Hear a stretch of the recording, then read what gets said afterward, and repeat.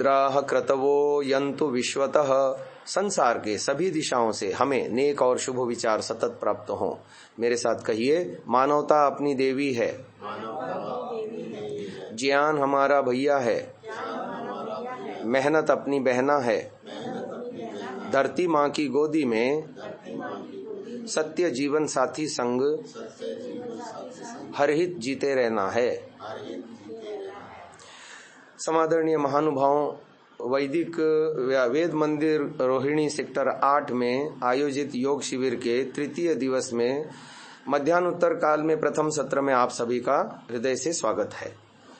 हम वैदिक संध्या के मंत्रों पर चर्चा कर रहे थे। गत सत्र में हमने आपको अंग स्पर्श मंत्रों की व्याख्या अच्छे से करा दी कि जिसमें 4 विधाएं हैं। पहले 4 मंत्र वाक वाक प्राण प्राण चक्षु चक्षु श्रोत्रम श्रोत्रम, ये सप्त ऋषियों के माध्यम से ब्रह्म डाल ब्रह्म निकाल संकल्पना को बताते हैं। फिर अगले 4 मंत्र नाभि हृदय कंठ शिर पंच कोशों के उत्थान की बात समझाते हैं। और फिर आगे हमने आपको बताया बाहुभ्याम यशोबलम विद्या अविद्या बंध मोक्ष की बात समझाते हैं। और करतल कर पृष्ठ में इंद्रियों का अथर्वण। ये विषय कंसेप्ट क्लियर हो गया। अब आगे बढ़ते हैं। आगे क्रम आ रहा है मार्जन मंत्रों का। मार्जन मंत्र और प्राणायाम मंत्र दोनों में एक साम्य है, शब्दों का भी साम्य है। आप देखेंगे कुछ शब्द जो प्राणायाम मंत्र में ज्यों कहते हो मार्जन मंत्र में भी हैं, तो उसकी आज हम चर्चा करेंगे।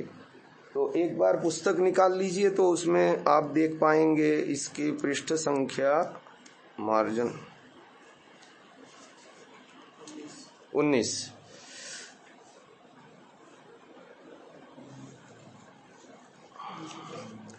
अगमर्षण, हाँ, अथेश्वर प्रार्थना पूर्वक मार्जन मंत्र और प्राणायाम मंत्र दोनों एक साथ बोलेंगे।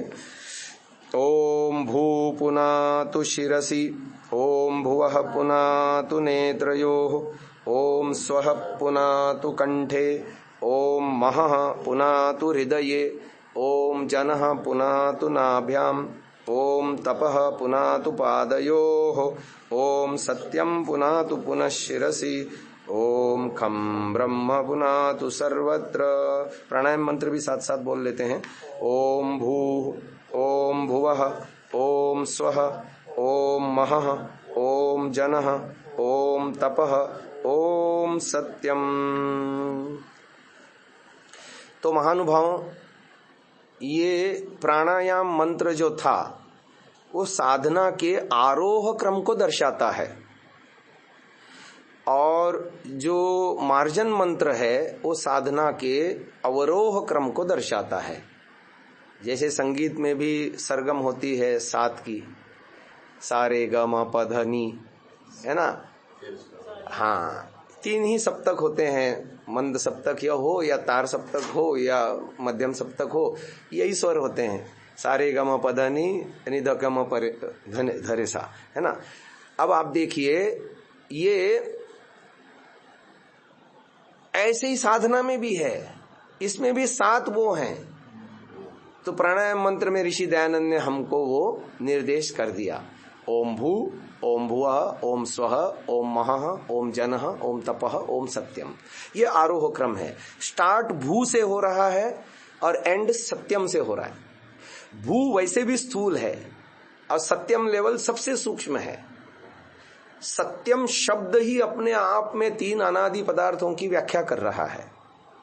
स माने जीवात्मा, स रिप्रेजेंट कर रहा है जीवात्मा को, ती रिप्रेजेंट करती है प्रकृति को, और यम नियंता ब्रह्म मिल करके सत्यम हो गया। ठीक है ना। तो ये तीनों का लेवल अति सूक्ष्म है, सूक्ष्मतम है। तो क्रमशः स्थूल से सूक्ष्मतम तक का उन्नयन है। और वैसे भी साधना त्रिक्रमीय होती है, 3 स्तरों में। भू स्तर है स्थूल जगत का, भुवः स्तर है अंतरिक्ष लोक या सूक्ष्म जगत का, और स्वः स्तर है दिवलोक या कारण जगत का। ठीक हो गया। और उसकी मैंने धारणा ध्यान समाधि का मैं पिछले 2-3 दिनों से लगातार बता रहा हूं आप लोगों को। तो फिर भी हमारे बीच में दो महानुभाव एकदम नए हैं तो संकेत कर देता हूं। पहला पन्ना खोल लीजिए, इसमें देखिए पेज नंबर 4 में ये दिया हुआ है चार्ट। हाँ 2-3 में दिया है, 3 में ये चार्ट दिया है। उसमें आप देख पा रहे हैं कि वो जो है अ उ म ये भी दिया है, भूलोक, अंतरिक्ष लोक, द्युलोक ये दिया है। भूलोक के 3 सबसे निचले 3 ऊर्जा केंद्र हैं, पायु, उपस्थ, नाभि। नाभि से शुरू करके नाभि, हृदय, कंठ, फिर कंठ से शुरू करके द्युलोक का कंठ, भ्रूमध्य और तालु। और इसका आधार प्रमाण है हमारे पास, नाभ्या आसीत अंतरिक्षम शीर्ष्णो द्यौः समवर्तत पद्भ्याम भूमि ही श्रोत्रादिशः तथा लोका अकल्पयन। ये यजुर्वेद का मंत्र इसका आधार है। और उसका अकार उकार मकार से संबंध जो जोड़ा हमने वो मनुस्मृति का प्रमाण है, जो ऋषि दयानंद सत्यार्थ प्रकाश पहले समुल्लास में और पंचमा यज्ञ विधि में भी ओंकार की व्याख्या करते हुए उद्धृत करते हैं। अकारम चाप्युकारम च मकारम च प्रजापति ही वेदत्रयान्निरदुहद भूर्भुवः स्वरितीति च, है ना। तो ये तो हो गए उसके प्रमाण। अब इसको हमको समझना है। देखिए आपने सोचा नहीं होगा, मैं आज आपको एक रहस्य खोलता हूं। उपस्थान मंत्र में पहला जो मंत्र है उसमें ये तीनों स्तर का इंगन है, नजर नहीं जाती लोगों की। एक बार बोलिए उपस्थान मंत्र का पहला मंत्र, ओम उद्वयम तमसस्परिस्वः पश्यन्त उत्तरम देवम देवत्रा सूर्यम अगन्म ज्योतिहि उत्तमम। वो रुत्तमम अर्थात वो विसर्ग अलग करेंगे, संधि विच्छेद करेंगे तो वो विसर्ग उसका रू उधर चला जाएगा, बचेगा उत्तमम। तो यहाँ पर तीनों स्तर बताए हैं। जैसे अपन सुपरलेटिव डिग्री बोलते हैं ना, गुड, बेटर, बेस्ट, ऐसे क्रम में बताया है। उत माने ऊपर उठना, उत्तर माने और ऊपर उठना, और उत्तम माने सबसे ऊंचा उठना। और ये मंत्र में इनबिल्ट है। देखो शुरुआत उत से हो रही है, मंत्र का हाफ पार्ट जहां खत्म होता है वहां उत्तर शब्द आ रहा है, और मंत्र एंडिंग होता है उत्तम शब्द से। ये क्या संकेत कर रहा है? हम अपने स्थूल शारीर अवबोध से ऊपर उठें, अंतरिक्ष लोक को भी पार करें, और द्युलोक कारण अवस्था में हम ईश्वर, जीव, प्रकृति तीनों के पृथक पृथक स्वरूप को जाने समाधि साक्षात्कार के द्वारा। और इसका भी प्रमाण दे रहा हूं मैं आपको। पृथिव्याम अहम अंतरिक्षम आरुहम अंतरिक्षाद दिवम आरुहम दिवो न कस्य पृष्ठात् स्वर्ज्योतिरगामहम। ये मंत्र भी दिया है हमने इसमें। ये पृष्ठ संख्या 1 मिनट, पृष्ठ संख्या 5 में दिया है। पूरी दयानंद की व्याख्या दी है इसमें महर्षि जी की, तो संस्कृत हिंदी दोनों दी है, बाद में आप पढ़ लेना आराम से। तो ये 3 क्रम में उत्थान होता है। तो ये आरोह क्रम हुआ कि मैं पृथ्वी लोक से ऊपर उठ रहा हूं, अंतरिक्ष लोक पर भी नहीं रुक रहा, वहां से भी ऊपर उठ रहा हूं, द्युलोक पर आरूढ़ हो रहा हूं। द्युलोक से सटा हुआ एक स्वर लोक है, दिवो नाकस्य पृष्ठात् स्वर ज्योतिर अगामहम, उस आत्म ज्योति को मैं अगामहम प्राप्त हो रहा हूं। ये पूरी की पूरी आरोह साधनाओं का एक क्रम दिया, हमको समझ में आया, जो प्राणायाम मंत्र में दिया। अब ऋषि दयानंद ने ये सारी बातें वहां लिखी नहीं, ना पंचमायज्ञ विधि में, न संस्कार विधि में, न संध्या के जहां जहां व्याख्यान किया कहीं नहीं लिखा, परंतु यही है आरोह क्रम। और जो क्या नाम सुषुम्ना के साथ ये संकल्पना जुड़ जाती है। और अवरोह क्रम में तो साफ साफ लिखा हुआ है, बाकायदा स्थल बताए, भू पुनातु शिरसी, भुवः पुनातु। देखो वो था आरोह क्रम, नीचे से ऊपर, स्थूल से सूक्ष्म। आरोह का मतलब स्थूल स्टार्टिंग पॉइंट, और सूक्ष्मतम तीनों अनादि पदार्थ एंडिंग पॉइंट। बीच में अंतरिक्ष आया, सब कुछ आया उसमें, मन आया, बुद्धि आया, अहंकार आया, इंद्रियां आई, सब आया, तन्मात्राएं आई, सब आया। एंडिंग पॉइंट है अनादि तत्व तीनों। अच्छा, उधर क्या हो रहा है? ऊपर से नीचे आ रहा है। भू पुनातु शिरसी, भुव पुनातु नेत्रयो, स्व पुनातु कंठे, मह पुनातु हृदये, जन पुनातु नाभ्याम, तपः पुनातु पादयो, है ना। अब फिर वापस कहा सत्यम पुनातु पुनः शिरसी, और फिर खम ब्रह्म पुनातु सर्वत्र। उसका स्थल नहीं बताया, पर मैं बता रहा हूं वो हृदय में आना चाहिए, उसका प्रमाण भी दे दूंगा।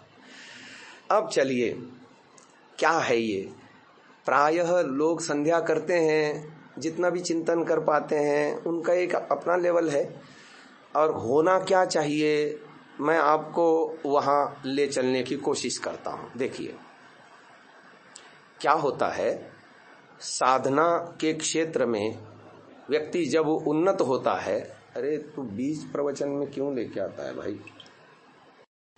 तो मैं बता रहा था कि ये अवरोह क्रम की साधनाओं में, जैसे कि मैंने आपको बताया, इसमें डायग्राम में भी दिया है, नाभि हमारा अन्नमय कोश का केंद्र है, हृदय हमारा प्राणमय कोश का केंद्र है, कंठ हमारा मनोमय कोश का केंद्र है, भ्रू मध्य हमारा विज्ञानमय कोश का केंद्र है, और तालु हमारा आनंदमय कोश का केंद्र है।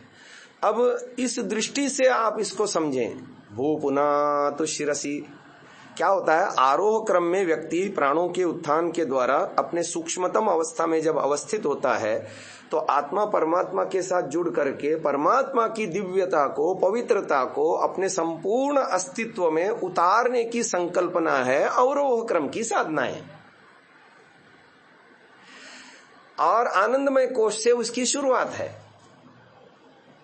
भू प्राणों का भी प्राण, भूरिति वही प्राण, उपनिषद का प्रमाण भी है हमारे पास। तो जब प्राणोत्थान होता है, ईश्वर से हम जुड़ते हैं, और आनंदमय कोश अंतिम है पांचों कोशों में। हे परमात्मा, आप प्राणों के भी प्राण हैं, भू शब्द का यह अर्थ हुआ। फिर पुनः तु शिरसी, सिर में मेरी पवित्रता करो, अर्थात मेरा आनंदमय कोश समृद्ध करो। आनंदमय कोश क्या है? ऋषि दयानंद सत्यार्थ प्रकाश के 9वें समुल्लास में मुक्ति के विशेष साधन प्रकरण में आनंदमय कोश की व्याख्या लिखते हैं। पांचों कोशों की लिखी है, उसमें आनंदमय कोश में ये लिखा है, प्रीति प्रसन्नता, न्यून आनंद, अधिक आनंद, आनंद और आधार कारण प्रकृति। ये 5 स्टेप लिखे हैं आनंदमय कोश के। इसका क्या मीनिंग हुआ?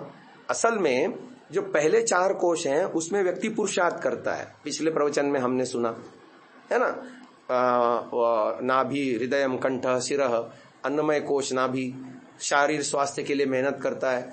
फिर प्राणमय कोश इम्यूनिटी सिस्टम, जिसको स्वस्वास्थ्य संस्थान हम कहते हैं, प्राण को सशक्त होने से इम्यूनिटी सिस्टम स्ट्रांग होता है।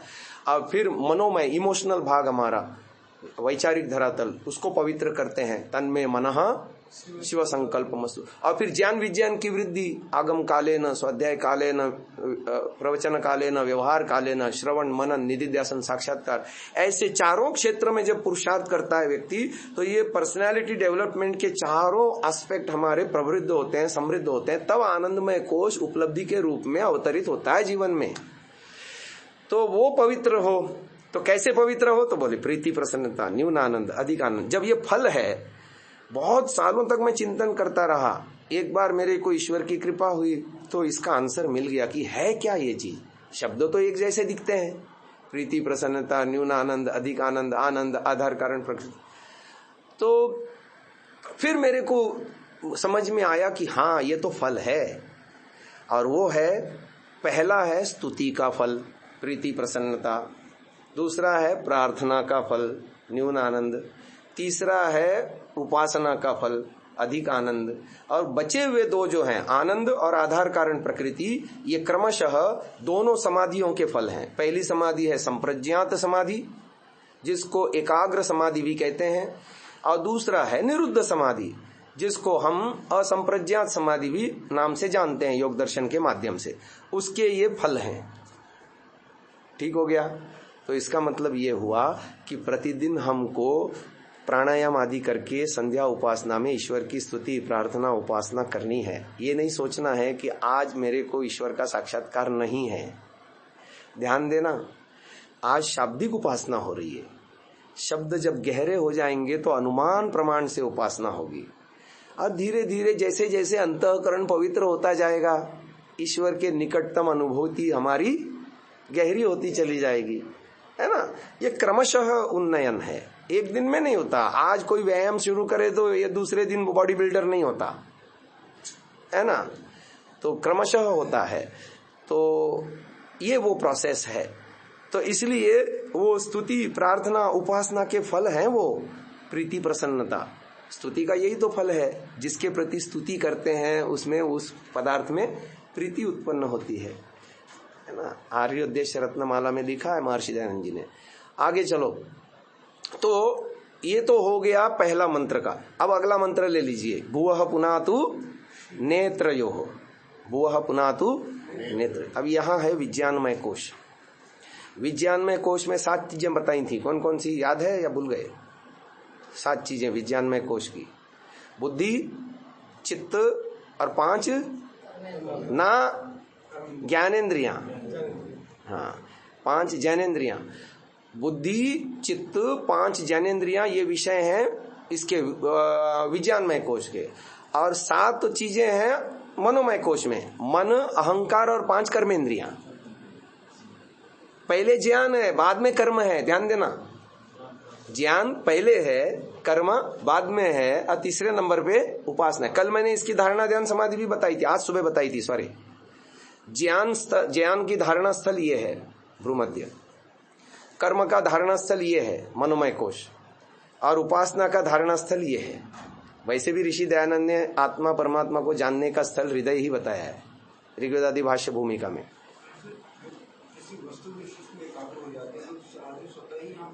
हाँ, कभी भी देखना, आप किसी को पूछो आप कौन, तो हमारा हाथ यही जाता है, मैं अरुण कुमार। आप कभी ऐसा नहीं बोलते मैं अरुण कुमार, ऐसा सुना है कभी? है? नहीं सुना। किसने किया? मैंने नहीं किया।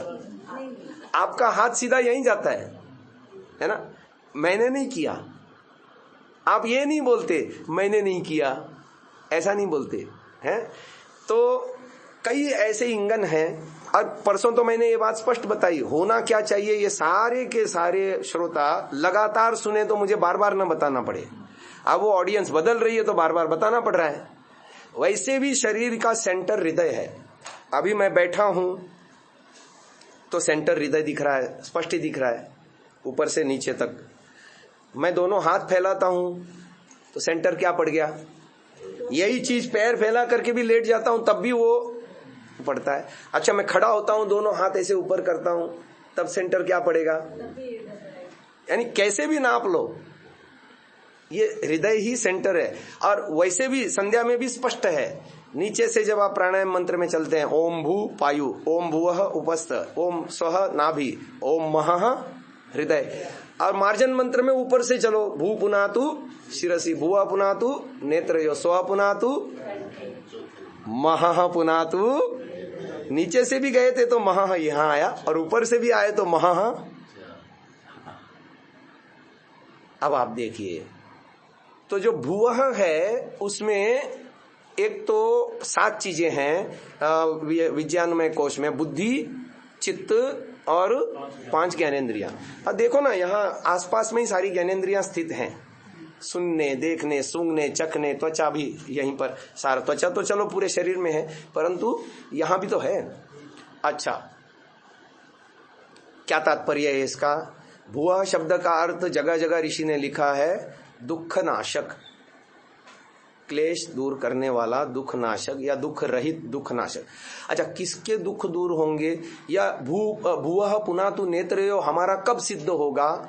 उसकी क्या सिद्धि है, क्या प्रोसेस है, कैसे करेंगे उसको, इसको समझें।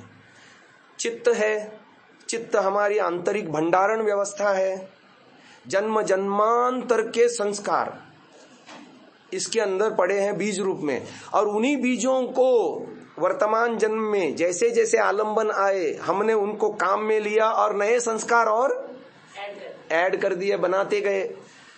इसमें सुसंस्कार भी हैं और कुसंस्कार भी हैं, क्योंकि जब 50-50% अच्छे बुरे कर्म होते हैं तो सामान्य मनुष्य का जन्म मिलता है। अब भले ही उसने इंक्रीमेंट कर ली, शूद्रत्व से वैश्यत्व, वैश्यत्व से ब्राह्मणत्व, ब्राह्मणत्व से आगे क्षत्रियत्व, ब्राह्मणत्व, ऐसा फिर भी कुसंस्कारों का पूरा क्षय तो नहीं हुआ। तपस स्वाध्याय ईश्वर प्रणिधानी क्रिया योग, ये पहला सूत्र है काय का? समाधिपाद का। उस सूत्र के भाष्य में ऋषि क्या लिखता है तप को लेकर के, तप की व्याख्या में व्यास जी क्या लिखते हैं? अनादि कर्म क्लेश वासना चित्रा प्रत्युपस्थित विषय जाल नान्तरेण तपः संभेदमापद्यते इति तपस उपादानम। ये व्यास जी के वाक्य है, मैंने आपको सुना दिए। तपस्वाध्याय ईश्वर प्रणिधानानि, उसके व्याख्या में, तप की व्याख्या में लिखा, कहते हैं अनादि कर्म क्लेश वासना चट्टान की तरह परत। अब देखो, आप सोचो, मैं आपको थोड़ा सा भौतिक विज्ञान की दृष्टि से भी बताता हूं। एक बार आदमी झूठ बोलता है ना, मस्तिष्क के न्यूरॉन में वो संस्कार चला जाता है। मस्तिष्क के हर एक न्यूरॉन्स में कुछ ग्राहक तत्व होते हैं और कुछ प्रेषक तत्व होते हैं। वो न्यूरॉन अपने तक सीमित नहीं रखता, वो आगे और बढ़ाता है, और ये चैन ऐसा चलता है। और उसका वेद का प्रमाण यह है, त्रयः त्रिंशत् त्रिशताः षट् सहस्राः सर्वान् स देवांस तपसा पिपर्ति ब्रह्मचारिणम पितरो देवजनाः पृथक देवा अनुसंयन्ति सर्वे, है ना, उस मंत्र में ये आया है, अथर्ववेद का ब्रह्मचर्य सूक्त में। तो ये चैन चलती है और 100 ट्रिलियन कोशिकाओं तक वो वितान फैलता है। जीनेटिक कोड पर जाकर के वो विचार स्थायी अंकित होता है। और ये हम 1 अरब 97 करोड़ वर्षों से या 1 अरब 96 करोड़ वर्षों से करते आ रहे हैं। यही प्रोसेस चलती आ रही। चित्त तो वही है, वो तो खत्म नहीं हुआ, वो तो कैरी फॉरवर्ड हो रहा है ना। तो ऋषि क्या कहता है, अनादि कर्म क्लेश वासना चित्रा प्रत्युपस्थित विषय जालह नान्तरेण तपः संभेदम आपद्यते, बिना तप के वो छिन्न भिन्न नहीं होगा, चट्टान की तरह है अविद्या अंदर। तभी तो अति निकटतम होते हुए भी परमात्मा का हमको साक्षात्कार नहीं है। परमात्मा की छोड़ो जी, अपनी खुद की समझ नहीं है। मैं कौन हूं, क्या हूं, मेरा स्वरूप क्या है, खुद की समझ नहीं है। अच्छा चलिए आगे। तो ये है भुवः पुनातु नेत्रयो। तो क्या करना है, मेरे पास भंडारण व्यवस्था जो चित्त है मेरा, उसमें अच्छे संस्कार भी हैं, बुरे संस्कार भी हैं। मैंने संस्कारों के विषय में उस दिन कहा था, संस्कार यानी छाप, है ना। उदाहरण दिया था स्टैंप का और पैड का। आपने स्टैंप लगाया पैड पे और कागज पे करा तो उसकी एक छवि होती है। ऐसे ही जो भी हम शब्द स्पर्श रूप रस गंध के माध्यम से बाह्य जगत उन्मुख होते हैं, या जो भी हम मानस धरातल पर, वाचनिक धरातल पर, शारीरिक धरातल पर कर्म करते हैं, उसकी छाप पड़ती रहती है। और वही दोबारा हमको आज का विज्ञान ये कहता है, चिकित्सा विज्ञान, 21 मिनट तक लगातार एक ही क्रिया दोहरेगी, फिर रुक रुक के या लगातार, वो जीनेटिक कोड पे जाकर के स्थायी रूप से टंकित हो जाता है। और वो वैसा ही आपको सोचने के लिए, दोबारा वैसा ही करने के लिए, वैसा ही, मतलब वो आदत का हिस्सा बनता है। और मस्तिष्क में जो न्यूरॉन्स होते हैं ना, पहली बार तो फायर होंगे। जैसे पहली बार बच्चे के मुंह पे नींबू का रस चटा दो, चेहरा देखते हैं ना कभी आपने, वो रील्स बहुत सारे बने हुए हैं, है ना। उस समय उसके मस्तिष्क में न्यूरॉन्स फायर हुए, और वही अनुभूति बार बार करने से वो फायरिंग वायर में बदल जाती है ना। पहले अनार का ऐसे सिखाते हैं ना, तो पहले तो न्यूरॉन्स फायर होते हैं, फिर धीरे धीरे वही चीज बार बार आने से वायर हो जाते हैं, और वो मस्तिष्क सारा वितान बना लेता है, और अर्थ धरातल हमारा विकसित हो जाता है। वैसे तो परमात्मा मनुष्य का मस्तिष्क पूरा का पूरा पाटी कोरी भेजता है, क्योंकि मनुष्य का ज्ञान, अकेला मनुष्य एक प्राणी ऐसा है जो इस धरती पर जिसका ज्ञान नैमित्तिक है। मनुष्यतर जितने बाकी सारे प्राणी हैं, उनके मस्तिष्क में परमात्मा एनकोडेड करके, फीडेड करके, पहले से एनकोडेड फीडेड करके भेज रहा है। उनकी फ्लॉपी भर के भेज रहा है, दिमाग की फ्लॉपी। कुछ नया नहीं ऐड कर सकते, कुछ उसमें से निकाल नहीं सकते, और उसी दायरे में उसको जीवन जीना है, ठीक है ना। हमारा ऐसा नहीं है, हमारे लिए नो लिमिट। ज्ञान के क्षेत्रों को बढ़ाने के लिए कोई लिमिट नहीं है, अनंत तक हम ज्ञान का विकास कर सकते हैं। अब आगे चलो। अब अनंत तक से तात्पर्य ये है, जिस भी विषय में चाहें, जहां भी चाहें, जितनी भी चाहें, हम प्रगति कर सकते हैं। अनंत से ये देखो क्या होता है, एक शब्द इस तरह से कहा जाता है कि भाई हमेशा के लिए तुम मुक्ति में जाओगे। वहां हमेशा के लिए नहीं तात्पर्य होता, वहां तात्पर्य होता है 36,000 बार के लिए, है ना, क्योंकि वो अवधि बहुत ज्यादा है, ठीक है ना। ऐसे ही यहाँ पर अनंत तक का मतलब, क्योंकि जीवात्मा अनंत ज्ञान ग्रहण कर ही नहीं सकता, क्योंकि अल्पज्य है। पर यह है कि जिस विषय में वो चाहेगा और ईश्वर से जुड़ेगा, पुरुषार्थ करेगा, ईश्वर तत्काल उसको ज्ञान देगा। बोलो हाँ या ना। और वो क्षेत्र कितना ही हो सकता है, विभिन्न विषयों के भी हो सकते हैं, है ना। अब आगे चलो। बुरे संस्कार भी हैं, भंडारण व्यवस्था में अच्छे संस्कार भी हैं। और संस्कारों का ऐसा है, जिन संस्कारों का आप उपयोग लोगे वो संस्कार अपनी जड़ें पकड़ता है, बीज छोड़ता है, चित्त में भी और शारीर धरातल पर भी। उसको हम आगे आएगा अघमर्षण सूक्त में, एक है समुद्र, एक है अर्णव। चित्त धरातल पर जो संस्कार बीज रूप में है, जो पिछले जन्मों से हम लेके आए हैं और इस जन्म के भी नए नए बीज बना करके छोड़ रहे हैं, बीज बना करके, तो वो तो है समुद्र अर्णव लेवल। और जो स्थूल शरीर में इस जन्म से रिलेटेड जो संस्कारों का आशय है वो है समुद्र लेवल। अब आप देखिए, जिन संस्कारों को हम काम लेते हैं वो दृढ़ बनते हैं, और जिन संस्कारों से काम नहीं लेते वो मंद पड़ते जाते हैं। यानी आज जो विच्छिन्न और उदार हैं संस्कार, उनको आप क्रमशः उनसे तटस्थ होकर के आप उसको तनु कर सकते हैं। तनु संकल्पना उस दिन समझाई थी ना, प्रसुप्त तनु, विच्छिन्न उदार और दग्ध बीज, ये संस्कारों की अवस्था समझाई थी मैंने, है ना। तो तनु करने का यही प्रक्रिया है, तप। और इसीलिए देखो यहां पर जब आता है ओम भू ओम भुवः ओम स्वः ओम मह ओम जनः ओम तपः, है ना। अब आप देखो तप के माध्यम से वो संस्कार जो है ना क्षय किए जाते हैं। उसका सीधा तरीका ये है, सहो असि सहो मयि देहि मंत्र का जप है वहां पर, है ना। हम क्या करते हैं, हम एक बहाव में बहे से जा रहे हैं। एक चिंतक ने उपदेश दिया, मेरे ख्याल से बुद्ध ने ही दिया, कि तैरो मत बहो, संसार रूपी नदी में तैरो मत बहो, सहज होकर के अपने आप को सरेंडर कर दो, बहो। मैंने कहा तैरती लकड़ी है जो जड़ है, तैरता मुर्दा है, मानव को मुर्दा या लकड़ी मत बनाओ, सशक्त बाहों तैरो। वेद तैरने की बात कहता है, तरत समंदि धावती धारा सुतस्यांदसः तरत समंदि धावती, ये प्रमाण भी है सामवेद का। तो सशक्त बाहों तैरो, प्रवाह के विरुद्ध भी तैरो। भाई पता चला नीचे वहां खाई है और मरोगे तुम, किनारा गांठो, पकड़ो, किसी तरह से निकलो उससे, भंवर से, है ना। अब आप देखो, उन संस्कारों को काम में मत लो। मैंने अपना खुद का उदाहरण भी बताया था कि बचपन से जो संगीत का, फिल्मी संगीत का अभ्यास किया था, वो संस्कार अंदर बहुत ऐसे भिन गए थे। अब इधर वैराग्य हो गया, गुरुकुल में आ गए तो बहुत बाधा करते थे, तो कैसे करें, तो वितर्क बाधने प्रतिपक्ष भावनम। हमने वॉकमैन लेके आए, उसमें कैसेट पहले 60 मिनट की, 90 मिनट की कैसेटें आती थी। कैसेट में अपनी आवाज में भजन, गीत, वेद मंत्र, श्लोक भरे। सत्यार्थ प्रकाश का पूरा पहला समूलास अर्थ सहित भरा उसमें। आर्याभिविनय पूरा ग्रंथ रिकॉर्ड किया, कई कैसेटें हो गई मेरे पास। और जब जब वो गाने हमला करते, यानी अंदर से आते स्मृति रूप में, प्रतिपक्ष भावनम, लगातार सुनते सुनते सुनते सोते, है ना। हर काम में जो है जब जब परेशान करते। 15 साल हो गए तनु करने को, क्योंकि 25 साल भी तो अंदर डालने के लिए लगाए थे ना। कमजोर हो गए आप तो, पूरी तरह से निष्क्रिय हो गए। कम ये नहीं कह सकते हम, हाँ उनको रिकॉल करेंगे तो फिर से वो जीवित हो जाएंगे, पर मैं करता ही नहीं, जरूरत ही नहीं है ना।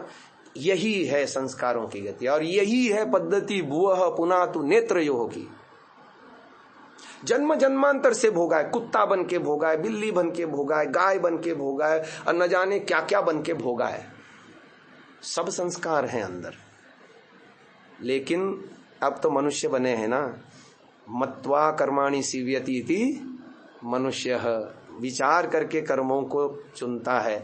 अच्छा, वेद का एक और मंत्र बताता हूं। आपने प्रसिद्ध जुमला सुना होगा, मनुर्भव। ये मंत्र पता है क्या है?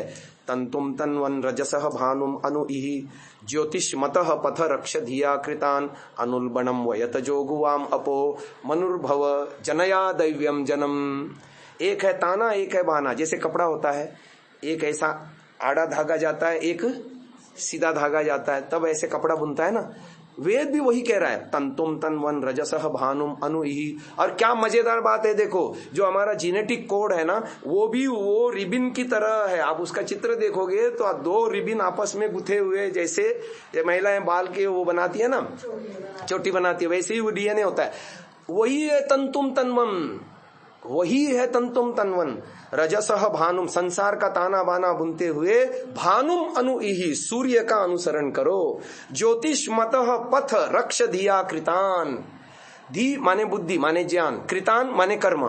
ज्योतिषमतः प्रकाशमय मार्गों का अनुसरण कर, ज्ञान और कर्म के द्वारा। अनुल्बणम वयत जोगुआम अपो, अपने सारे पाप कर्मों को, दुष्कर्मों को जो है ना दूर करने का प्रयास कर। मनुर्भव जनया दैव्यम जन्म, अपनी दिव्य संतान उत्पन्न करो। अर्थात जीवात्मा की संतान यही है, ज्ञान है ना। वयम क्या कहते हैं, अस्माकम वीरा उत्तरे भवन्तु, और वयम जये मत्वया युजा, ये सारे प्रमाण हैं इसमें। अब आगे चलते हैं। भुवः पुनः तु नेत्रयो में क्या तात्पर्य है इसका, कि हम अच्छे संस्कारों को तो इकट्ठा करते जाएं, अब बुरे संस्कारों को काम में न लें। इसको समझाने के लिए एक एग्जांपल देता हूं। मेरे पास मैंने एक बाउल ले लिया, उसमें मैंने 100 गोले रखे। सभी गोले एक ही आकार के हैं, सभी गोले एक ही साइज के हैं, एक ही भार के हैं, पर उनको मैंने कलर अलग अलग दिया। 70 गोले उसमें से ब्लैक हैं, 20 गोले उसमें से रेड हैं, और बचे कितने, व्हाइट कलर दे दिया उनको मैंने। अब मैंने रैंडमली उनको घुमा दिया, आंखों पे मैंने पट्टी बांध ली। पहले 10 गोले मैं निकालता हूं, कौन से गोले निकलेंगे, पहले 10 गोले मैं रैंडमली घुमा करके पहले 10 गोले निकालूंगा, तो कौन से गोले ज्यादा होंगे, 10 में कालों की मात्रा ज्यादा होगी। क्यों, क्योंकि बाउल में 70 की संख्या में वो हैं, तो संभावना कालों की ही बनती है। समझ में आई ना बात। ये एक सिनेरियो हो गया। अब दूसरा सिनेरियो, मैंने क्या करा, उसको छेड़ा नहीं काले गोलों को, इधर मैं व्हाइट गोले बढ़ाता गया। जो 10 थे 10 के 100 बनाए, 100 के 1000 बनाया, 1000 के 2000 बनाए। अब वो 70 के 70 ही हैं, और व्हाइट कितने हो गए, 2000। अब फिर बाउल में मैंने उनको रैंडमली घुमा दिया, फिर आंखों पे पट्टी बांधी, और रैंडमली पहले 10 गोले निकालता हूं, कौन से निकलेंगे, समझ में आई बात। ये है भुवः पुनः तु नेत्रयोः। क्या होता है, उदाहरण से बात एकदम सुस्पष्ट हो जाती है। हम तटस्थता करें बुरे कर्मों के प्रति, बुरे विचारों के प्रति, बुरे संस्कारों के प्रति, पर वो हम व्यवहार धरातल पर नहीं करते। बुराई क्या है, राग द्वेष मोह, बोलिए एक बार। यही हमको फंसाते हैं, ध्यान देना। राग आसक्ति पैदा करता है, स्वस्वामी संबंध बनाता है, मैं मेरा का भाव चिपकाव बनाता है। द्वेष जब आहत होता है दुख से, तो जो कर्माशय बनता है उसका नाम है द्वेष। दुखानुशयी द्वेष, सुखानुशयी राग, और मोह अविद्या है, ठीक है ना, जड़ता पैदा करता है, मूढ़ता पैदा करता है। ये सारे कुसंस्कार हमारे अंदर हैं। चोर को पहचानो, पकड़ो, और उसके छिद्र बंद करते जाओ। केवल कहने मात्र से काम नहीं चलेगा। भुवः पुनः तु नेत्रयोः, रोज सुबह शाम 2 टाइम, इससे हमारे दुख दूर नहीं होंगे, ना ईश्वर हमारी कुछ इसमें मदद कर सकता। याद रखो, God only helps them those who helps themselves. हाँ, स्वयं की, हाँ करना पड़ेगा हमको। अच्छा, ईश्वर इसमें सहायक है, ईश्वर अंदर से सहायक है। उपस्थान मंत्रों में एक शब्द आता है, तृतीय मंत्र में आता है, हाँ, चित्रम देवानाम अनीकम।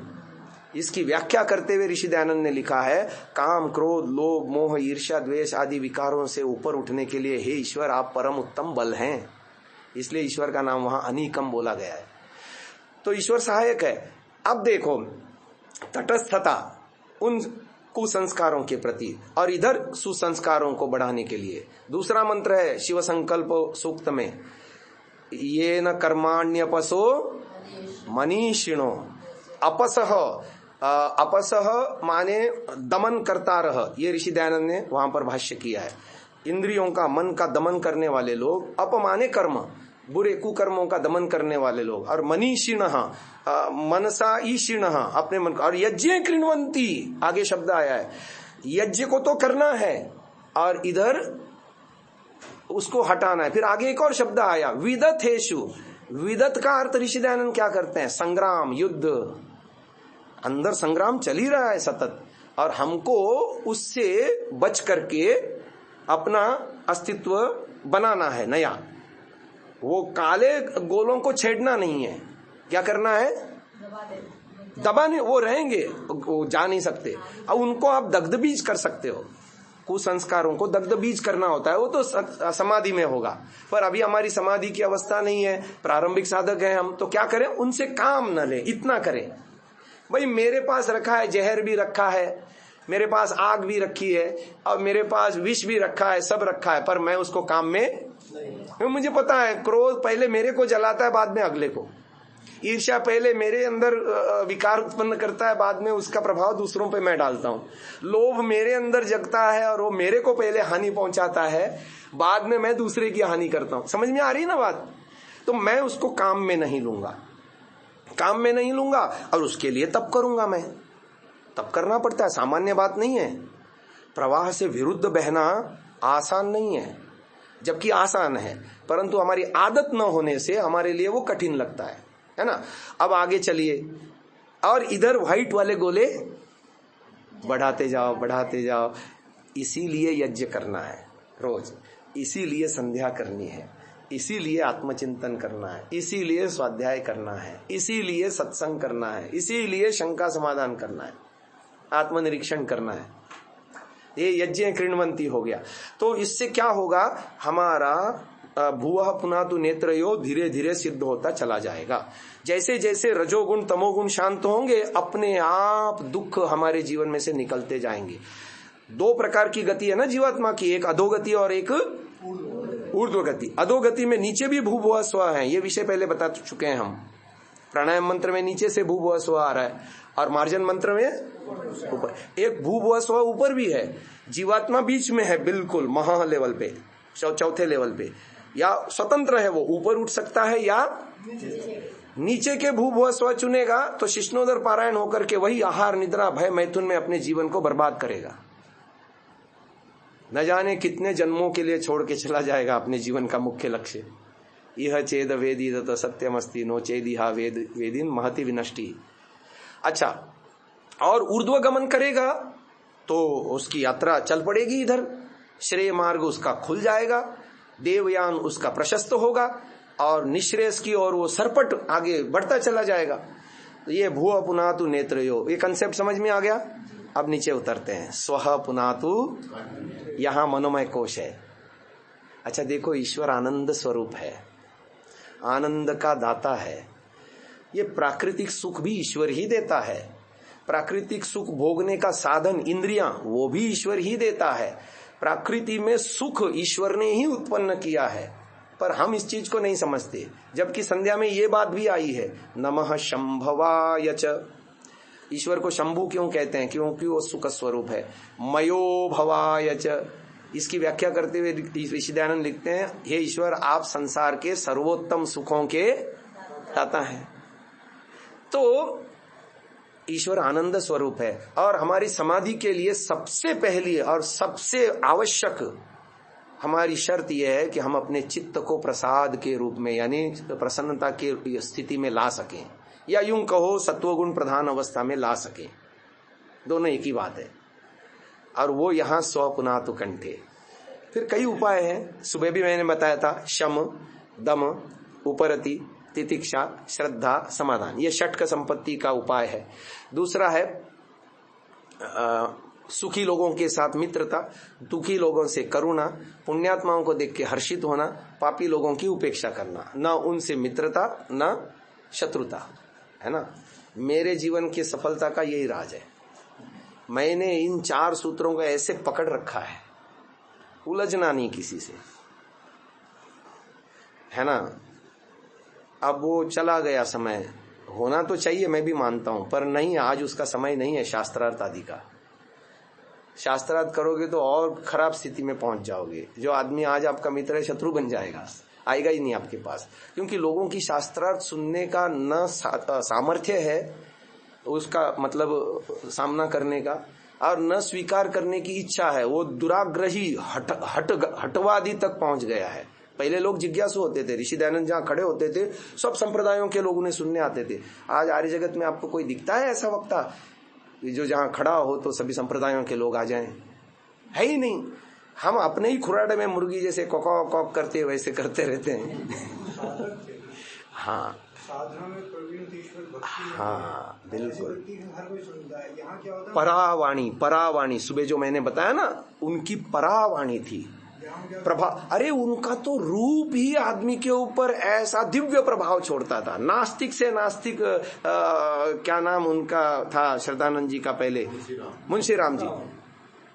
वो सोचता है ये सन्यासी लंगोट पहनने वाला गेरवा वस्त्रधारी क्या विज्ञान की बातें कहेगा, पर जब आके देखता है तो फर्स्ट अपीयरेंस उसका, हो क्या भव्य दिव्य मूर्ति है, क्या चेहरे पे तेज है, वो ब्रह्मचर्य का तेज झलक रहा था। और फिर जब देखता है वहां इधर उधर नजर घुमा के, यहाँ तो कलेक्टर भी है, यहाँ तो पादरी भी है, यहाँ तो ये सारे जिनको मैं ऊंचा समझता हूँ वो सारे यहाँ बैठे हैं उनको सुनने के लिए। और जब सुनता है उनको तो बिल्कुल बुद्धि जो है ऐसा। तो कहने का तात्पर्य यह है कि वो परा लेवल से बोलते थे। इसलिए अब देखो क्या सामर्थ्य था ऋषि का, जहां खड़े होते थे एक प्रवचन करते थे। लोग पौराणिक लोग अपने घर से शालिग्राम देवता ये सब उठा करके जलमग्न कर देते, या नहीं?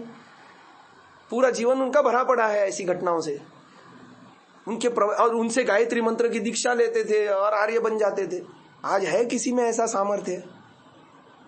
तो आर्य समाज के अंदर साधना सिखाते ही नहीं है। हाँ बौद्धिक पकड़ लेते हैं, उसी आधार पर सोचते हैं ऋषि दयानंद सत्यार्थ प्रकाश पढ़ लिया और समझ लिया हम ज्ञानी हो गए।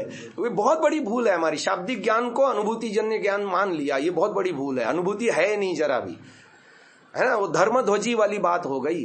धर्मध्वजी जो बात कही गई है, विप्रदुष्टता है लोगों में आज, इसलिए आर्य समाज का प्रभाव नहीं पड़ रहा। अस्तु, तो स्वः पुनः तो कंठे, चित्त को प्रसादन रखना है, चित्त को हमेशा शांत रखना है, प्रसन्न रखना है, आह्लादमय स्थिति में प्रमुदित रहना है।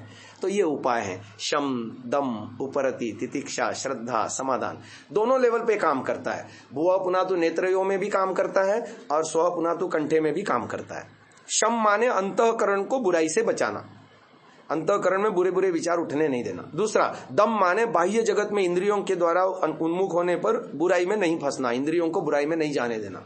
उपरति माने दुष्ट कामों, दुष्ट विचारों और दुष्ट लोगों से दूरी बनाए रखना।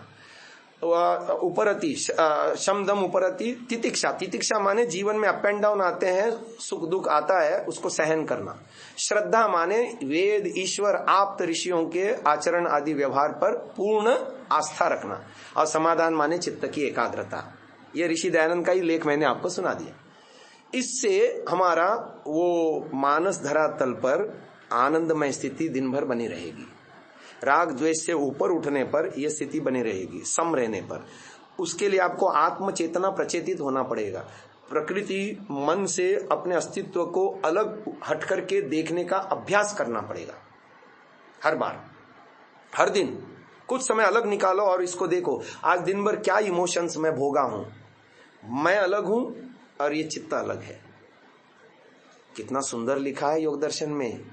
कहते हैं चित्तम अयस्कांत मणिकल्पम।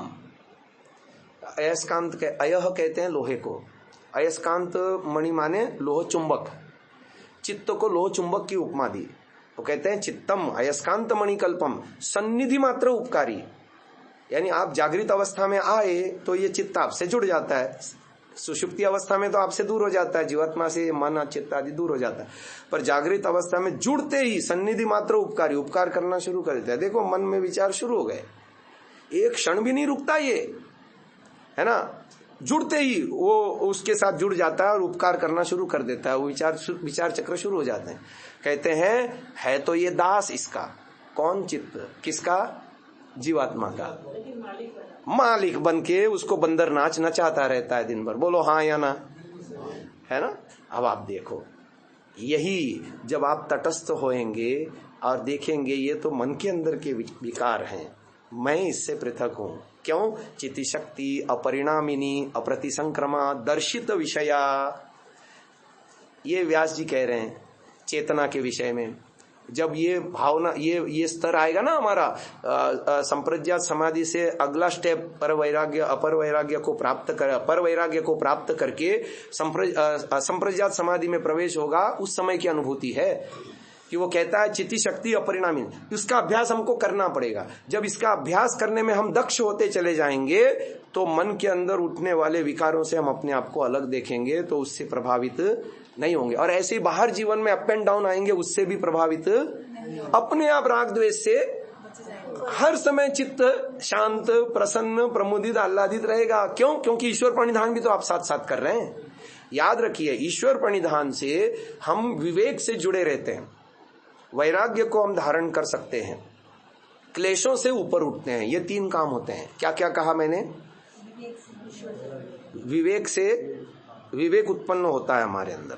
दूसरा, वैराग्य के साथ हम जीवन में हर काम, यानी सोचना भी, निर्णय लेना, देखना, पढ़ना, सुनना, सब काम वैराग्य पूर्ण करते हैं। यानी वैराग्य माने ऋषि दयानंद की परिभाषा यह है, सत्य को ग्रहण करना और असत्य को, ये हमारे जीवन में घटता रहता है। और तीसरी क्या बताई मैंने बात? 3 बातें बताई ना? नहीं, तीसरी बात बताई अभी मेरे दिमाग से।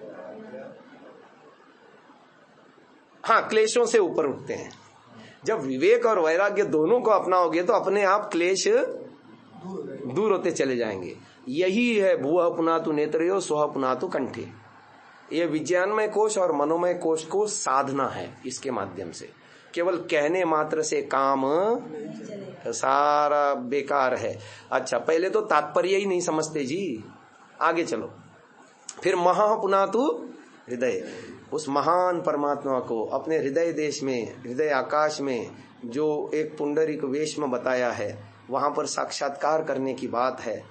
एक बहुत अच्छा श्लोक आता है उपनिषद का, बोलिए। भिद्यते हृदय ग्रंथि ही छिद्यन्ते सर्व संशयाः क्षीयन्ते च अस्य कर्माणि तस्मिन् दृष्टे परावरे।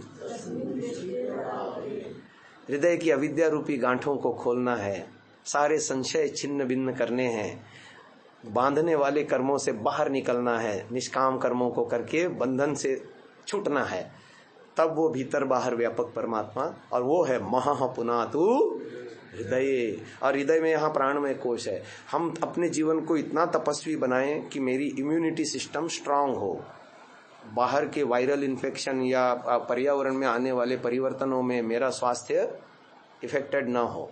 ये प्राणमय कोश की पुष्टि, ये महः पुनातु हृदय। अब आगे चलिए नीचे, जनः पुनातु नाभ्याम। जनः माने सकल जगत का उत्पादक। नाभि में मेरे अन्नमय कोश को पवित्र करे।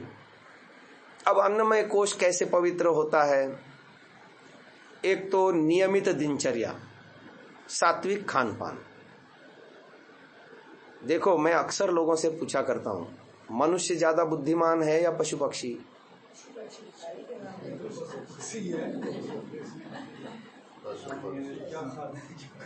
यानी बुद्धि का विकास किस में संभव है, मनुष्य में या पशु पक्षियों में?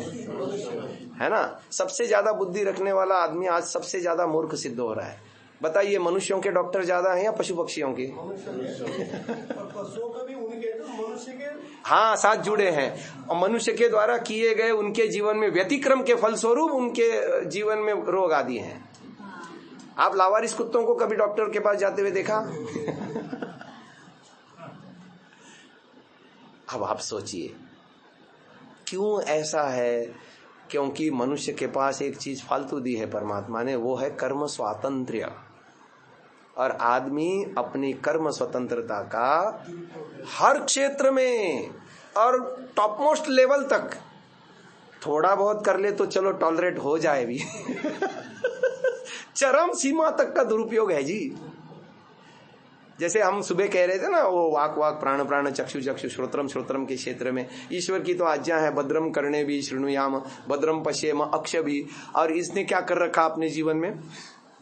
कचरा ही कचरा भरा जा रहा है, दिन रात कचरा भरा जा रहा है।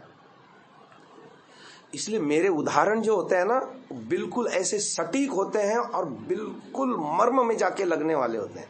जो मैंने वो टंकी वाला उदाहरण दिया था, ये दोनों महानुभाव आए हैं नए, थोड़ा सा उसकी आवृत्ति हो जाएगी और आपका भी पक्का हो जाएगा। कल्पना करो एक टंकी है, टैंक है पानी का, उसमें 4 स्रोत लगे हुए हैं। एक में हमने शौचालय से इनपुट लिया, दूसरे में हमने मूत्रालय से इनपुट लिया, तीसरे में हमने नगर के सबसे गंदे नाले से इनपुट लिया और चौथे में हम आरओ का पानी डाल रहे हैं। एक स्रोत है और नीचे वाली टोटी से हम अपेक्षा कर रहे हैं कि पीने लायक हाइजेनिक पानी मिल जाए। बोलो मिलेगा? अच्छा इसलिए मुझे तो ऐसा भी नहीं लग रहा कि एक जो पाइप आपने बताया आरओ वाला वो भी नहीं लग रहा मुझे तो। नहीं, हमने, चलो मैं मान लिया आपको नहीं लग रहा, पर हमने डाल दिया उस टंकी में। कल्पना करो अभी थोड़ी देर के लिए मान के चलो कि वो एक जो है आरओ का। अभी आदमी क्या बोलता है मालूम? मैं तो आर्य समाजी हूँ, Sunday to Sunday Arya Samaj में जाता हूँ, सुबह और शाम संध्या करता हूँ, हवन भी करता हूँ, विद्वानों को भी बुलाता हूँ, दान दक्षिणा भी देता हूँ, स्वाध्याय भी करता हूँ। ये है वो आरओ का पाइप।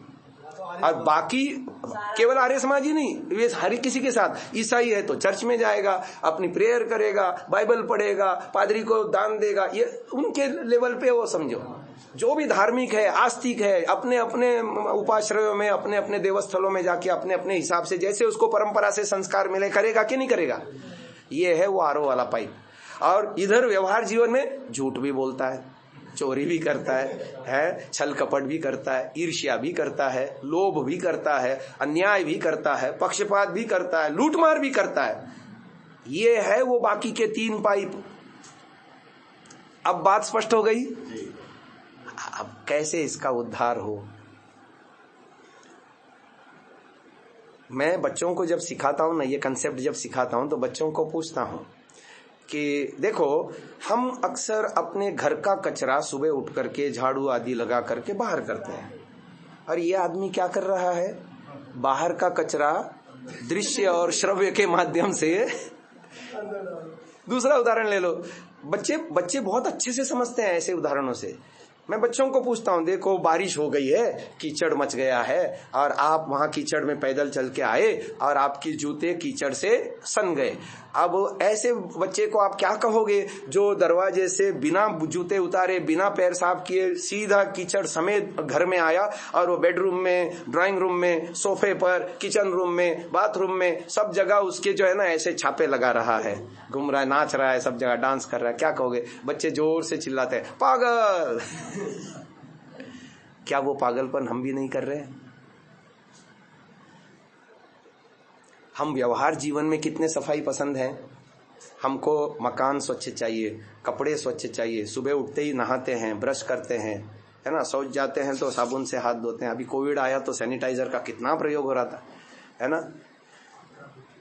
खाना पीना हमको शुद्ध चाहिए। बच्चे के हाथ में प्लेट है और हाथ से नीचे कुछ गिरा, बच्चा लेना चाहता है तो हम उसे लेने नहीं देते। भैया धूल दूसरी तो हो गया, अब खाओ मत उसको, बिगड़ गया वो, है। एक गंदी चीज आ जाती है इसमें, थाली में बाल आ जाता है, नाखून आ जाता है, या कुछ ऐसी चीज आ जाती है तो पूरी थाली साइड कर देते हैं। कितने सफाई पसंद हैं।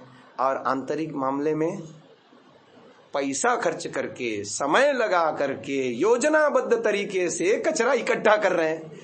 कल्पना करो, एक आदमी 2 पॉलीथीन लेके जा रहा है, घर से निकल रहा है सुबह सुबह, और जितने गार्बेज हाउस हैं, कचरा घर, उनको विजिट कर रहा है, और वहां से बदबूदार, गंदा और जो है ना जहरीला, अनुपयोगी, हानिकारक चीजें पॉलीथीन में भर रहा है, और घर में ला करके ड्राइंग रूम में, बेडरूम में, इधर उधर सब जगह सजा रहा है। मानव की आज की ऐसी दुर्दशा नहीं हो रही है? अब ये है, कैसे पुनातु होगा? नहीं होगा। तो सबसे पहले तो ये छिद्र सारे बंद करने पड़ेंगे, वो 3 स्रोत बंद करने पड़ेंगे, और फिर पानी जो अंदर है उसका निष्कासन करना पड़ेगा। मैंने कहा था ना, वो मेरे संगीत का जो फिल्मी संगीत का जो अभ्यास था, उसको निकालने के लिए 15 साल लगे मुझे। वो भी काम करना पड़ेगा, अंदर के पानी का निष्कासन करना पड़ेगा। अब पीछे से जो संस्कार आए जन्म जन्मांतर के, उसके लिए भी तप करना पड़ेगा। लंबा काम है जी, लाइन में लगो। सतत प्रयास, सतु दीर्घ काल नैरंतर्य सत्कारा सेवितः, करना पड़ेगा। अब आगे चलो, जनः पुनातु नाभ्याम। अब देखो, सबसे पहला सुख है निरोगी काया, पर इस मामले में मनुष्य सबसे ज्यादा फिसड्डी है पूरे सृष्टि में। तभी तो मैंने सवाल पूछा कि मनुष्य बुद्धिमान है या डॉक्टर पशु पक्षी। पशु पक्षी कर्म स्वातंत्र न होने से आदतन उनके लिए जो निर्धारित किया गया है, क्या खाना, कितना खाना, कब सोना, कब जगना, कब संतान उत्पत्ति करना, ये सारे नियम बांध दिए गए हैं और वो उसमें स्वभावतः उसमें जीता है और स्वस्थ रहता है ताउम्र। और ये आदमी हर जगह पर उसने जो है परमात्मा की आज्ञाओं को धत्ता बता दिया। वो सुबह में बता रहा था ना, ऐसा खाऊं, वैसा खाऊं, ऐसा उठूं, ऐसा बैठूं, ऐसा पहनूं, वैसा पहनूं, ऐसा करूं, मेरी माई लाइफ माई चॉइस। असल में ऐसे लोगों को पकड़ पकड़ के जेल में डालना चाहिए। ये वायरस हैं जो अन्यों को भी इन्फेक्शन पैदा करते हैं। ऐसे लोग जिन जिन के साथ जुड़ते हैं, है ना, एक लिजलिजी कोड वाले बिना रीड के ऐसे वो व्यक्ति उत्पन्न करते हैं। समाज के ऊपर भारी बोझ है ऐसे लोग, मेरी मर्जी वाले लोग। छोड़ना नहीं चाहिए इनको। खैर, मेरे को राजा बना दो, फिर मैं ऐसा कर लूंगा। आगे चलते हैं। जना पुनातु नाभ्यम, ये समझ में आ गया, अन्नमय कोश की बात आ गई। अब 5 ही क्षेत्र हैं, बचे नीचे 2 ऊर्जा केंद्र, 5 और 2 7, नीचे 2 बचे ना। बस अगले मंत्र में इतना कह के छोड़ दिया, तपह पुनातु पादयोः। अब देखो, वो जो दोनों हैं, जब हम प्राणायाम मंत्र में जा रहे थे ऊपर से नीचे, नीचे से ऊपर, तो ओम भू ओम भुआ ये बीज मंत्र थे। भू का तात्पर्य है स्थूल और भुआ का तात्पर्य है सूक्ष्म। तप की आवश्यकता स्थूल में भी है और सूक्ष्म में भी है।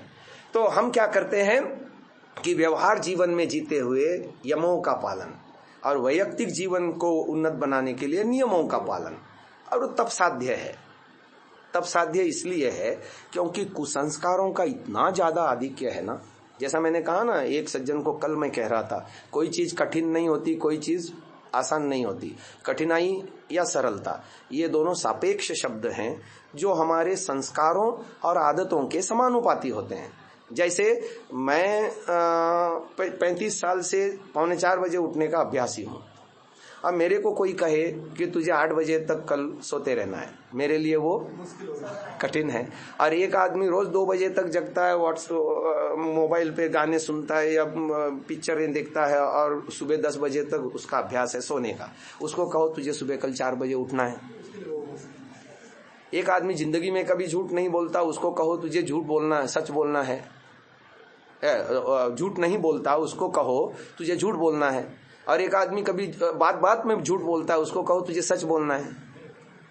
तो कठिनाई और सरलता सापेक्ष शब्द हैं जो हमारे संस्कारों और आदतों के समानुपाती होते हैं।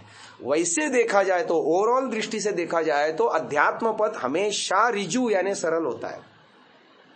एक वेद मंत्र है, मैं सुनाना चाहूंगा, बहुत अच्छा वेद मंत्र है।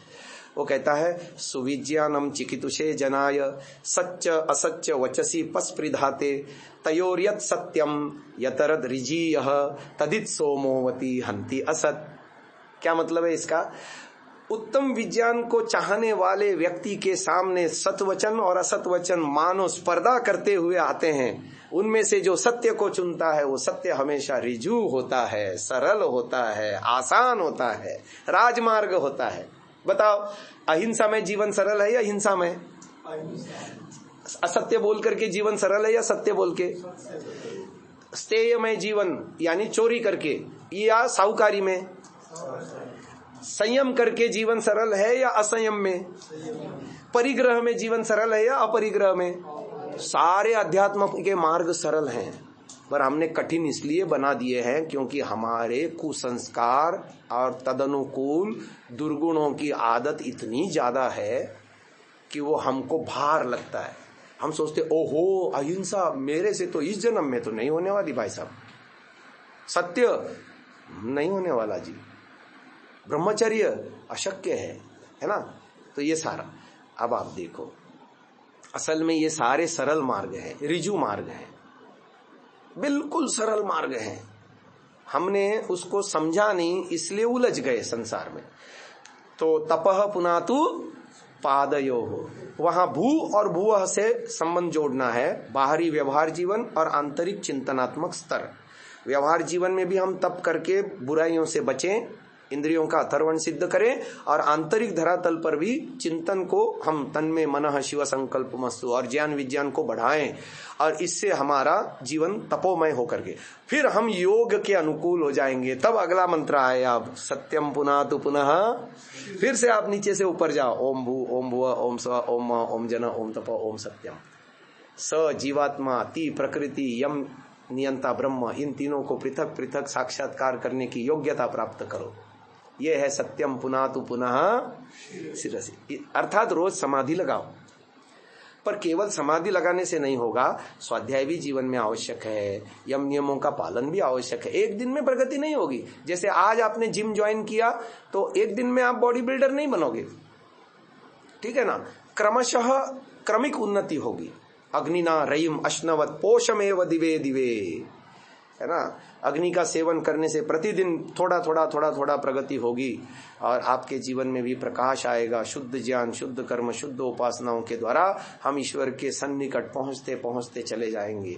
ईश्वर की अनुभूति हमारे अंदर बाहर व्यापक ईश्वर को हम सतत समझने, धारण करने के सुयोग्य होते चले जाएंगे। ये है सत्यम पुनातु पुनः शिरसि। अब देखो, जीवन के 4 पुरुषार्थ हैं। कल मैंने उसकी धारणा ध्यान समाधि आपको बताई, याद है या भूल गए? धर्म, अर्थ, काम, मोक्ष। शरीर में इसके धारणा स्थल मैंने बताए थे, याद है या भूल गए? हाँ, धर्म, अर्थ, काम, मोक्ष। संध्या के बाद बताया था ना आज।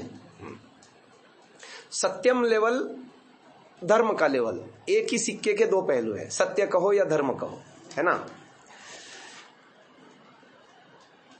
और आर्य समाज का 5वां नियम इसमें प्रमाण है, सब काम धर्मानुसार। अर्थात सत्य असत्य को, अर्थात धर्म हो गया सत्य और अधर्म हो गया असत्य। समझ में आया? तो सत्यम लेवल ये हो गया। और यहाँ विज्ञान में कोश में चित्त है। चित्त हमारा भंडारण व्यवस्था है, उसी में सारा अर्थ धरातल है। अर्थ यहाँ आ गया, मनोमय कोश में काम आ गया, इच्छाएं, और ये मोक्ष, आत्मा परमात्मा की प्राप्ति का स्थल। धर्म, अर्थ, काम, मोक्ष। तो खम ब्रह्म पुनातु सर्वत्र यहाँ आएगा, यहाँ आएगा हृदय में। हालांकि उसका निर्देश नहीं किया गया, पर मैं अपनी बुद्धि से, तर्क से आपको ये बात बता रहा हूं। खम ब्रह्म पुनातु। अब आप देखिए, ये व्याख्या आपको संध्या के अवेलेबल सभी पुस्तकें खंगाल लीजिए, कहीं आपको ये व्याख्या नहीं मिलेगी। ये आपने अपनी अनुभूति से बताया है, जो आपने अपने जीवन में साधना की है और जो आपको अनुभूति हुई है, हाँ, उससे बता रहे हैं। आपको भी हो सकती है। हर किसी को, हर किसी में क्षमता है। आवश्यकता है ईमानदारी अपने आप से। सबसे बड़ी कमी मानव के उन्नति में यह है, आदमी खुद से ईमानदार नहीं है। और पता है आपको, ऋषि दयानंद ने तन्मे मना शिव संकल्पमस्तु के पहले मंत्र की व्याख्या में क्या लिखा? वो लिखते हैं, अपने और दूसरे प्राणियों के अर्थ कल्याणकारी संकल्प करने हारा होए, किसी की हानि करने की इच्छा युक्त न होए। हम हमेशा हानि दूसरों की न करें, इस विषय पर हमारा इंटेंशन जाता है। हम खुद की हानि न करें, ये कभी हमारा इंटेंशन नहीं होता, या होता है? हम खुद की हानि कैसे करते हैं? जब हम खुद से ईमानदार नहीं होते। जिन सिद्धांतों को हम मानते हैं व्यवहार जीवन में, जब उसका अनुपालन नहीं करते, जो हमारी मान्यताएं हैं किसी भी विषय को लेकर के, और हमारा व्यवहार जीवन एकदम उससे विपरीत होता है, तो हम अपने आप से ईमानदार नहीं होते। ईश्वर के साथ हमारा एक कमिटमेंट होना चाहिए, क्योंकि ईश्वर भी हमारे साथ कमिटेड है। जो इतनी बड़ी सृष्टि बिना किसी लाग लपेट के, बिना किसी पैसा वसूल किए हमको मुफ्त में दे रहा है, हमने मांगा भी नहीं तब भी दे रहा है, और उसका कोई चार्ज नहीं ले रहा है, at the rate of 0 manufacturing cost, at the rate of 0 maintenance cost. उस ईश्वर के साथ मेरे कुछ बाउंडिंग्स हैं, दायित्व हैं, मैं उसको पूरा नहीं करता, तब मैं अपने आप से ईमानदार नहीं होता। प्रकृति के प्रति, प्रकृति का मैं दोहन करता हूं, वायु का, जल का, अन्न का, पृथ्वी का, और उसके प्रति मेरे जो दायित्व हैं उसको मैं फुलफिल नहीं करता हूं, तब मैं अपने प्रति अन्याय करता हूं। कर्जा बढ़ता है ना मेरे ऊपर। जितना आपने वायु सेवन की और वायु को बिगाड़ा, तो आप कर्जदार हो गए वायु के। अन्न के कर्जदार हो गए, है ना। देव ऋण आपके ऊपर चढ़ रहा है, जन्मतः ही है, और आप चुकाने के लिए कुछ नहीं कर रहे। आप अपने आप से ईमानदार नहीं हो। उन्नयन के लिए आपने मनुष्य जन्म लिया था, आप अधोपतन की ओर जा रहे हो, सरपट घिसल रहे हो, जा रहे हो नहीं आप अपने साथ अन्याय कर रहे हो। ये है तो खम ब्रह्म पुनः तु सर्वत्र। क्या सुंदर परिकल्पना है ये। प्राणायाम मंत्र, आरोह साधना, और क्या नाम, मार्जन मंत्र, अवरोह साधना। इस एक कंसेप्ट को भी समझ लेना आदमी, उसका बेड़ा पार हो जाए, निश्चिततः पार हो जाए। इसीलिए मैं कहता हूं वैदिक संध्या में इतने रत्न भरे पड़े हैं, किसी भी एक रत्न को उठा लो। जैसे गायत्री मंत्र की मैंने व्याख्या करी, गायत्री मंत्र को जिस एंगल से मैं समझाता हूं उस एंगल से यदि आप परिपालन करेंगे आपका बेड़ा पार हो जाएगा। आचमन मंत्र की आज सुबह व्याख्या करी थी। केवल उसी के ऊपर कॉन्सेंट्रेट करें और उसी को जीवन में लागू करके देखें, आपका जीवन सुखमय हो जाएगा। और मांग भी आपकी वही है, संयो हो अभिस्रवंतु नः, सुखों की बारिश करो मेरे जीवन में। पर होगी कैसे ये पता नहीं, क्या स्टेप उठाने पड़ेंगे पता नहीं। अब बोले जा रहे हैं, कोई फायदा होने वाला नहीं है। लोगों की, अच्छा ये तो छोड़ो जी, लोगों की इससे विपरीत भ्रांतियां बहुत सारी हैं। मैं आपको एक दो भ्रांतियों से अवगत कराता हूं। इसको अभी यहां विराम देते हैं क्योंकि ये प्रकरण भी पूरा हो गया, तो इसको 5 मिनट का हम बोलेंगे। ये 6 मिनट ज्यादा हो चुका है, तो एक बार ओम का उच्चारण करेंगे।